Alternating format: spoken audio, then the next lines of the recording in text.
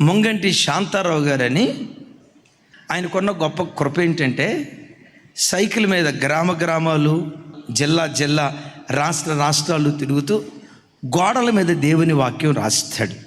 ఒక ప్రాంతం కాదు, 2 ప్రాంతాలు కాదు, బహుశా భారతదేశంలో అన్ని ప్రాంతాల్లో మ్యాక్సిమం అన్ని రాష్ట్రాలకు వెళ్ళి దేవుని వాక్యాన్ని గోడల మీద రాశాడు. అదిగో ఆయనే. తాను వేసుకునే డ్రెస్ మీద కూడా వాక్యం రాసుకుంటాడు. ఆ తెల్లబట్ట మీద యేసుక్రీస్తే మహాదేవుడు, యేసుక్రీస్తే మహారక్షకుడు, ఇలా భారతదేశం అంతా సైకిల్ మీద తిరుగుతూ గోడల మీద రాశాడట. మొత్తానికి ఒక పర్యాయం రాత్రిపూట అడవి ప్రాంతంలో చిక్కుకున్నాడు. ఆ రాత్రి పండుకునేటప్పుడు ప్రార్థన చేసుకున్నాడట.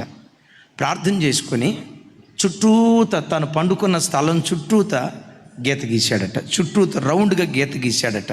ప్రార్థన ద్వారా సాతాను ప్రవేశించకుండా కార్యం చేస్తాను అని వాక్యం చెప్పాను. ఇది చిట్టడివి, భయంకరమైన క్రూర మృగాలు ఉన్న అడవి. సింహాలు ఉన్నాయి, పులులు ఉన్నాయి, ఎలుకబంట్లు ఉన్నాయి. అయ్యా ఇదిగో గిరిగేస్తా ఉన్నాను. ఏ సింహం వచ్చినా గిరి దాకా వచ్చినా పర్వాలా, ఆ గిరి అవతలే నిలవబడాలి, కానీ గిరి దాటి లోపలికి రాకూడదు. ఈ రాత్రి ప్రార్థనే నాకు కంచెగా ఉండునుగాక, ఈ రాత్రి ప్రార్థనే నాకు కావలి గోపురంగా ఉండునుగాక అని ఆ భయంకరమైన కారడవిలో ప్రార్థన చేసుకొని పండుకున్నాడంట. తెల్లారి 6-7 అయింది. లేచాడు.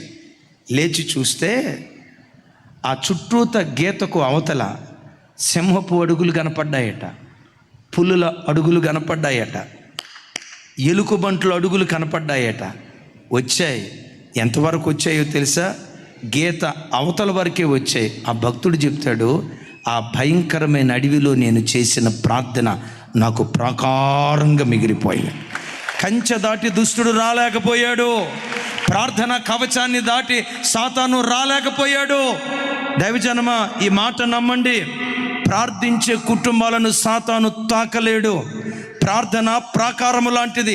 ప్రార్థన ప్రాకారాన్ని దాటి ఏ దుష్టుడు మన ఇంటిలో అడుగు పెట్టలేడు.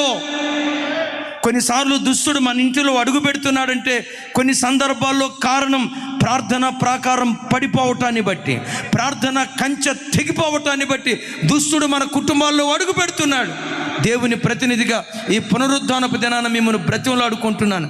పడిపోయిన మీ ప్రార్థన ప్రాకారాలను మరలా తిరిగి కట్టుకొందురుగాక. తెగిపోయిన ప్రార్థన కంచెను యేసు నామం పేరిట పునర్నిర్మితం చేసుకొందురుగాక.